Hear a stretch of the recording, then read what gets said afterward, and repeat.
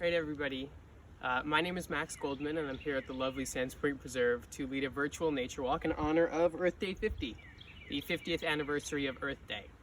Back in 1970, Earth Day was started by Senator Gaylord Nelson, and with that came a huge slew of environmental legislation, including the creation of the EPA. So it's something worth celebrating. These foundational pillars of environmental conservation in the US came from Earth Day. And it's something that we should kind of continue to push forward, because now more than ever, despite all of the other things that are going on with coronavirus and this and that, you know, the environment is going to be where it was, where we left off. And it's important for us, as hard as it is to swallow that truth, to pay attention and push for meaningful change. So without further ado, let's start the nature walk, and we're right here at the pond to start off. So ponds are an incredible source of biodiversity, especially now that it is springtime. Everything is beginning to wake up again. So we can see we have a lot of red-eared sliders just kind of sitting, chilling on that ledge over there. These are a turtle species that we have. These are actually not a native turtle species, but I'll talk a little bit more about that later. We have a lot of different things that are starting to kind of come back to life. All the amphibians are doing the same thing. So in the winter time, because they're cold-blooded, they're just gonna kind of relax, chill out, wait for that warmer weather to come again. And once that warm weather comes, they're gonna spring back into action and do what they need to do, including mate, which is why we have things like tadpoles in the spring, which are gonna help the next generation of amphibians kind of come to be. And also, insects will do the same thing. And they're often overlooked, but they're a really important part of the food chain.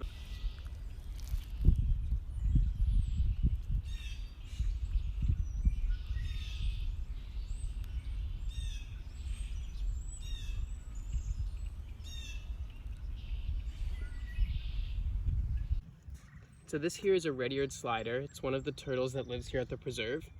These guys actually came here from the lower Mississippi Valley. They're an invasive species. They've been released as pets, and it's just a small part of this aquatic ecosystem that is doing a lot this time of year. So as you can see, a lot of these invasive species have already bursted out into their leaves. And this is an important thing to note, because as our climate changes, it's important for our scientists to kind of see how things are going to change in terms of an ecosystem. Because beyond just humans having to adapt to a changing climate, everything else that's living on the planet is going to have to adapt. And that's going to cause some pretty significant changes in the ecosystems that have been relatively consistent for the past couple hundred years. Now, there's a lot of citizen science projects that are looking at just this, among other things, such as where rare species are, where endangered species are. And a citizen science project is essentially any project that allows a bunch of people to get involved who aren't necessarily scientists, but they can still collect valuable data. And this data is used by actual scientists in determining all different sorts of things and solving all kinds of questions that are really important for the future of our forests. These include things like Project Budburst, which looks specifically at when these plants are going to be leafing out, as well as more kind of general things such as iNaturalist, which is a fantastic app where you post all of your observations of anything that's living, and it can be used to determine shift in geographic range of a species due to a changing climate, anything with bud burst and leaf out times, as well as just general species composition in an area and biodiversity of an area. So these are all fantastic things that you can start to get involved in this Earth Week and hopefully contribute to science in a really meaningful way. So we've reached the beach here at the Sands Point Preserve, and with the changing climate comes rising tides. And one of the main issues with rising tides in terms of humans is increased erosion activity. And this is also found with increased intensity of storms in the area, such as Hurricane Sandy, which has done quite the number to this beach. If you were here way back when in 2012 when that hit, you'd know how much this beach has changed. But something that recently happened is this huge boulder here, this glacial erratic, brought down from somewhere north by the huge sheets of ice that once pushed all this debris down to create what is now Long Island. It has fallen out of the cliff. And I'll add a photo to show you what it looked like from over here just a few months ago. But this erosion is pretty significant for humans, and it's also a lesson in resiliency. So we can see that if we just turn around a little bit, This bluff here, this cliff, is very different behind this seawall, but mainly that's because vegetation has been given the chance to take foot. So when we go in and start developing these coastal areas, taking out wetlands and taking out dunes, all of these provide really important services. Although it might not be real estate, it's providing a really important service to us, because what it does is it helps stabilize these cliffs. You have pitch pine that are growing, all sorts of dune grasses, as well as some seaside goldenrods, all these great species that have a really specific habitat and that we're destroying. The issues that faces Long Island Sound today is human activity. So we actually are causing some major health concerns for the Long Island Sound and also our own drinking water, because the two are connected, right? So everything that we are putting on our lawns, specifically fertilizers in the case of the Long Island Sound, are running off into the Long Island Sound, or they're going into our drinking water, which is obviously not something that you'd like to drink. And what's happening is those excess nutrients are causing this long chain of reaction that's part of a process known as eutrophication. The most important part is that the end process of eutrophication results in starvation of oxygen from all the fish species that a lot of people rely on for fishing and for not only recreation, but there's some also economic benefits to fishing in the Long Island Sound. And what happens is those fish, when they're suffocated to such a high degree, they'll actually die off. And these events are known as fish kills. We've seen a few of them here in Port Washington, some in Manhasset Bay, some here on Hempstead Harbor. And it's a major issue. How can an ecosystem be healthy if we're constantly starving it from oxygen every year in the summertime when we're adding all of these fertilizers to our lawns? It's something that's not really necessary. In my opinion, a green lawn is worse than a lawn that's full of weeds.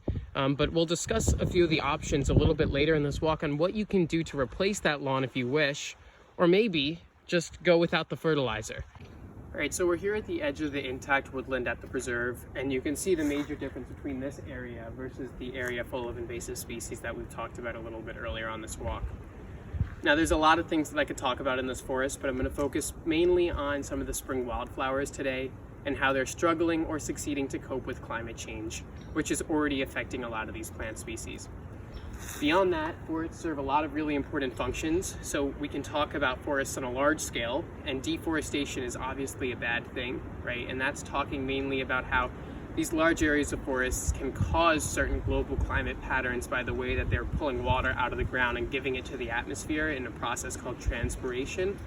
But we could also break the forest down into the functional unit of a tree and look at the importance of just a single tree can have on whether regulating the temperature of your home or maybe just providing some valuable wildlife habitat in your front yard. All right, so way back when, before we brought any plants over to Long Island for ornamental value, this guy right here, you see with the little white flowers on, see if I can get a little closer look at them, was the first thing to flower in spring. So you can see this is flowering. Back then it would have been in May, early May. But nowadays, with a changing climate, we're about 2 weeks earlier than when everything should be. And see, it's called a serviceberry, also known as a June berry, because it produces these lovely berries in June that both the birds and humans adore. It's a beautiful plant species that is really not being used anymore because we have all of these other species. And this was once, you know, the first sign of spring here in the eastern deciduous woodlands. And now it's kind of been crowded out by all of the ornamental plants that we've come and introduced. Things like the Japanese cherries, magnolias, daffodils, etc. But definitely a plant worth noting. Right, so this whole forest floor here is shrouded in ephemeral wildflowers. This is a specialty in eastern deciduous forests.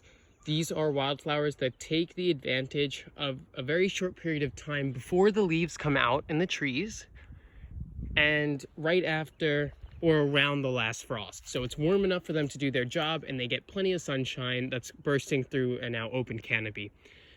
This guy right here, it's Canada Mayflower with this single leaf here. They haven't yet gone to flower, but they will soon. As the name suggests, they flower in May. But anybody who has studied Long Island forests their whole life and have been around these parts knows that things are really out of order. things are not happening in the order that they should be anymore because of the changing climate. Everything doesn't shift forward or backwards at the same rate. Some plant species are more able to adapt while others are not. And that's the whole thing about evolution. So it's interesting to see where these forests will be in a few decades with an even further changing climate. And that's something about climate change that's really, really important to note, is if you're looking, you can see examples of how climate change is affecting us already. Look around, you'll see it. You have to pay attention, but you will see it. People are talking about it like it's some issue in the future, but it's something that we're already facing with. We're already seeing more severe storms hitting the Northeast area. We're already seeing this mismatch of when things are supposed to be blooming. It's not a tomorrow issue, it's a today issue. And as uncomfortable as that is to hear, with everything else that's going on in the world, unfortunately, the environmental issues that we're faced today are not going to go away anytime soon if we choose to ignore them. It's important that we push for meaningful change, whether that be through a legislative agenda or through simple education. But, you know, things need to change soon if we want to have any sort of normalcy in the future, if we want to keep our way of life. Because if not, we're going to have to adapt like everything else is already doing. It just hasn't reached us yet. Or at least us here on the North Shore of Long Island. So this here is mayapple. This is a plant that many people don't see often anymore. It is another ephemeral wildflower species, but it has a longer life cycle than some of the other ones that will die off quicker. It's a really lovely plant. You can see some of them are actually about to go into flower. And that's just a testament to how early everything has been. We're about 2 weeks earlier than we were last year. And this is in terms of when things are blooming. And that's about, from last year comparatively, we were 2 weeks later from the year before, because the year before was an unseasonably cold spring. So you can see how plants like these that really aren't above the ground for that long time of the year, they rely partially on their internal clocks, but partially on the temperature of the soil. They can really have a hard time adapting to these changes.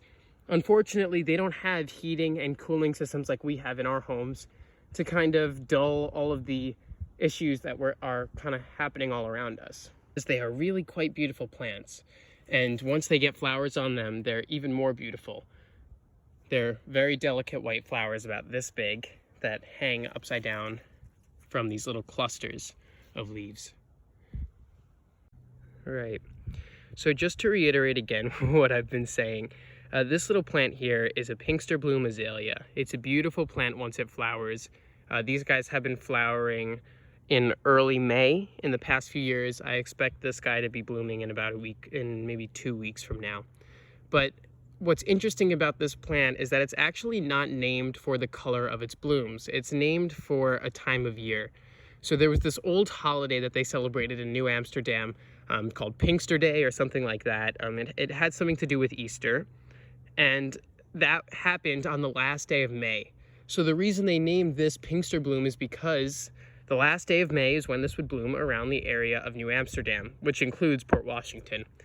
Now it's blooming 2 to 3 weeks earlier, and that was just a couple hundred years ago.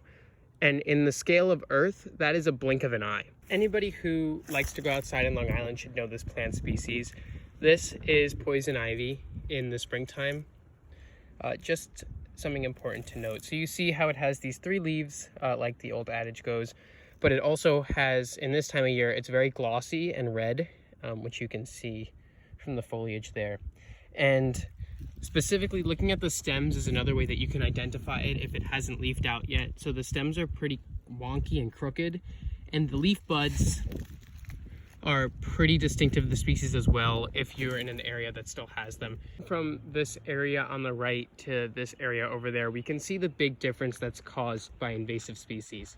One of the competitive advantages that they have against a lot of the native species, which are the things on the left, you can see we have Spicebush here, Great Laurel, which is that low kind of prostrate bush over there, versus the bush honeysuckles. These are Maros and Amur honeysuckles, depending, and it's also very hard because they often hybridize, so an identification on these is almost impossible unless you're a specialist.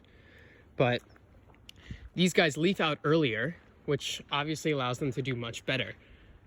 And the issue you can see is that we have all this diversity over here. All these different kinds of bushes are growing, and here we really only have one. And that's why a lot of these citizen science projects are so important, because the most important thing in terms of invasive species is early detection and eradication. And with citizen science projects, that's a possibility, because when you're encouraging people to make observations of the things that they see around them, they can quickly notice an invasive species and it can be nipped in the bud before it becomes a problem and it gets established. Once an invasive species has established itself, it's nearly impossible to eradicate it successfully, especially without the use of any harmful herbicides or chemicals. We've stopped here. This is going to be our final stop today at the native plant garden here at the Sands Point Preserve, right between the two bridges at the pond.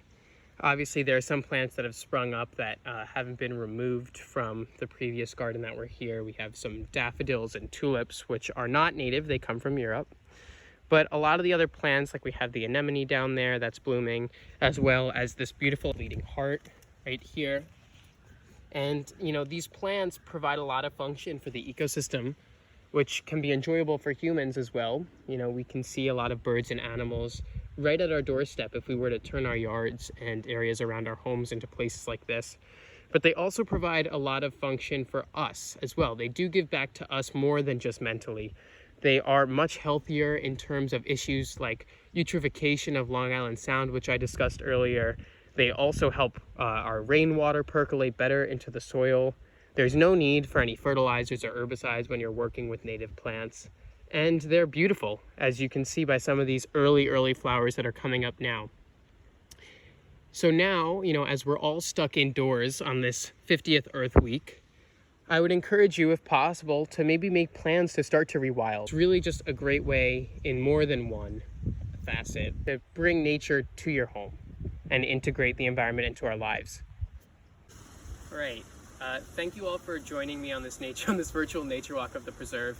I know everybody's probably going a little bit crazy because they're stuck indoors, but try to find little bits of nature that you can integrate into your life, even if you're at home. Whether that be opening a window and listening to the birds in the morning, or just looking outside and watching the squirrels play in your yard. It can really help you de-stress and let go of a lot of these negative emotions that we're feeling in this uncertain time. So thank you for joining. Please come to the preserve and enjoy these beautiful grounds once they reopen. Big thanks to them for putting this together and having this out for the 50th Earth Day. Hope you all are safe and well and enjoy this Earth Week. Thank you.